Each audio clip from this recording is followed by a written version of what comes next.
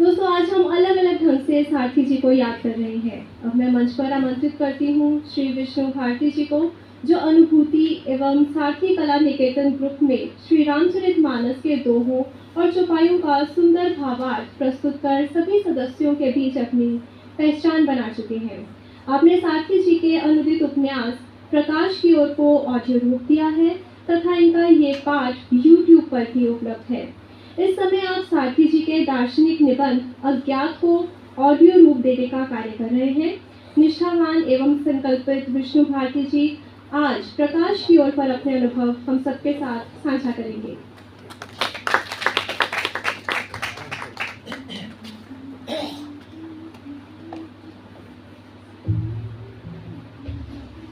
बहुत बहुत शुक्रिया प्रीति जी, आपके सुंदर परिचय के लिए।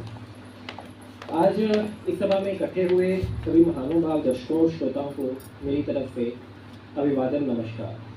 आज हम सभी न सिर्फ जम्मू कश्मीर की बल्कि भारत की बहुमुखी प्रतिभा के धनी श्री ओपी शर्मा सारथी जी के 91वें आविर्भाव दिवस पर उनके व्यक्तित्व पर प्रकाश डालने और उनके कला और साहित्य के क्षेत्र में योगदान को याद करने के लिए एकत्रित हुए हैं। उन्हें अपने अपने तरीके से श्रद्धा सुमन अर्पित करने के लिए एकत्रित हुए हैं। और मुझे पूरी आशा है कि आज हम न सिर्फ सारथी जी के जीवन से बल्कि उनकी रचनाओं से भी प्रेरणा लेंगे और उनके द्वारा बताए गए जीवन के मूल आदर्शों को अपने जीवन में उतारकर उनसे मार्गदर्शन लेने का प्रयास करेंगे। आज मैं श्री ओपी शर्मा सारथी जी के वर्ष 1978 में प्रकाशित हुए उनके प्रथम डोगरी उपन्यास त्रेस मंदरेदी के हिंदी अनुवाद प्रकाश की ओर पर बात कर सारथी जी को अपनी ओर से श्रद्धा सुमन अर्पित करना चाहूँगा। आज का यह पत्र मैं सारथी जी के प्रति अपनी श्रद्धा और प्रेम व्यक्त करने के लिए पढ़ रहा हूँ। यहाँ पर आप सभी से अनुरोध रहेगा कि मेरा यह पत्र साहित्यिक दृष्टिकोण से ना देखकर सारथी जी के प्रति मेरी श्रद्धा के रूप में देखा जाए। इस उपन्यास का हिंदी अनुवाद श्री सूरज रतन जी द्वारा किया गया है, जो आज हमारे बीच सभा में उपस्थित भी हैं। और मैं उनका भी यहाँ पर आभार प्रकट करना चाहूँगा कि उन्होंने सारथी जी के इस उपन्यास को हिंदी में अनुदित कर मेरे जैसे हिंदी पाठकों तक भी सारथी जी के लेखन कार्य को पहुँचाने का बृहद प्रयास किया।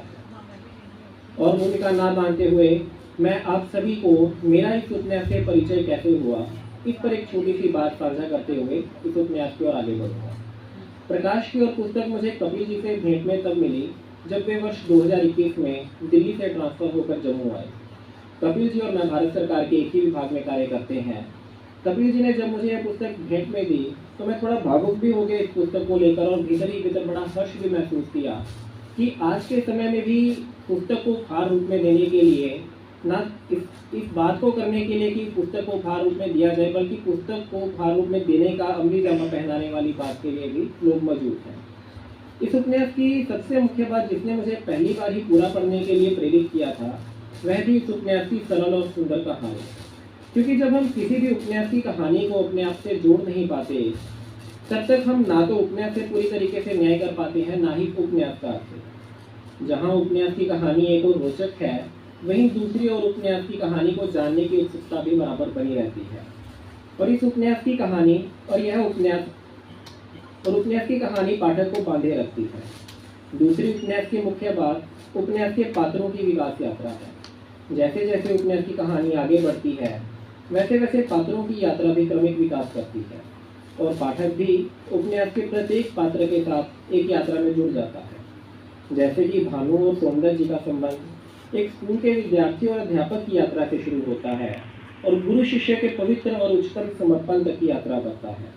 उपन्यास के मुख्य पात्र भानु और जीत के संबंध की यात्रा सहपाठियों से सहकर्मियों और सहकर्मियों से प्रगाढ़ मित्रता तक की यात्रा है।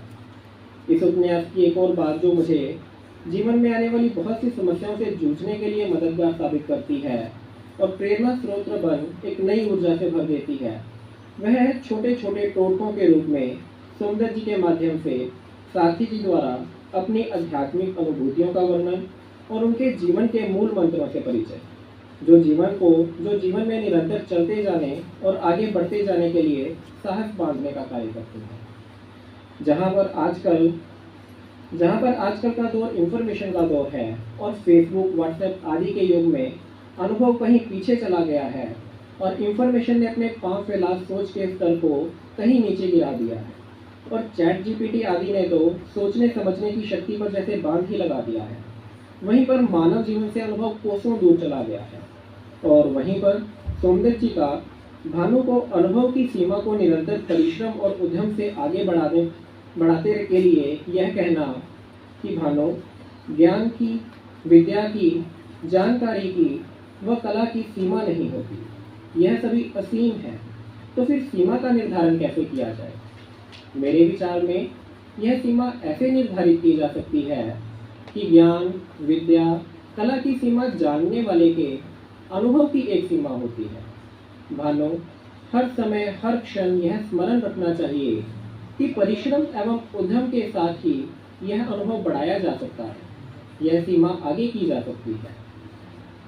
फिर सारथी जी का भानु की माँ जानकी के जीवन में आ रही समस्याओं से जूझने के संबंध में यह कहना कि जीने व सहने के बीच गहरा संबंध है। सहन शक्ति है तो जी सकोगे, सहन न कर सके तो जीना दूभर हो जाएगा। और सारथी जी का गहन ध्यान में लेकर जाता यह कथन कि चुपचाप यदि किसी को कार्य करते देखना हो तो समय को देखो, कोई श्वास की ध्वनि नहीं, हाथों की हिलजुल नहीं, किसी चरखे, यंत्र, हथकरघे की कोई ध्वनि नहीं, और सब कुछ होता चला जा रहा है। यह दोनों कथन ही जीवन दर्शन को उजागर करते हैं और जीवनदायी औषधियों जैसा कार्य करते हैं। और फिर सारथी जी का मानव जीवन के निरंतर विकास के लिए चिंतन सोमदत्त जी के इस कथन से उजागर होता है। मनुष्य का शारीरिक तौर पर कहीं रहना कोई अर्थ नहीं रखता। हाँ, वह मानसिक तौर पर जहाँ रहे वही उसका वास्तविक ठिकाना है। और हमें अतीत से निकल वर्तमान के क्षणों में जीने के लिए प्रेरित करता सोमदत्त जी का यह कथन कि भानु अतीत में रहना या अतीत के विषय में विचार कर स्वयं को कोसना उचित नहीं। उचित अतीत की ओर वही मनुष्य झुकता है जिसके पास वर्तमान ना हो। ऐसे और कई वाक्य जो सोमदत्त जी भानु के मार्गदर्शन हेतु उद्धृत करते हैं उपन्यास की कहानी की सार्थकता एवं प्रासंगिकता को कई गुना बढ़ा देते हैं। प्रकाश की और उपन्यास का एक पात्र नगर भी है। सारथी जी नगर के तथाकथित विकास से समाज में और मानवीय मूल्यों में आती गिरावट पर भी अपना पक्ष पेश करते हैं। नगर के तथाकथित विकास यात्रा को उजागर करते हुए सारथी जी लिखते हैं, मकानों में गारे के स्थान पर सीमेंट व सरिया प्रयोग होने लगा। सड़कें कंक्रीट व तारकोल का कवच पहनने लगी। मंदिर पक्के होने लगे, परंतु मनुष्य कच्चे होते गए, भुरभुरे होते गए, जर्जर व खोखले होते गए। और वे आगे लिखते हैं, मोहल्ले में सीमेंट, सरिया व रेता आ जाने के कारण पड़ोसियों के स्वभाव में अंतर आ गया। पहले मूंग की दाल एक हांडी में बनकर कटोरी द्वारा घर घर घूमती थी, परंतु धीरे धीरे कटोरी व पतीले का घेरा कम होता गया।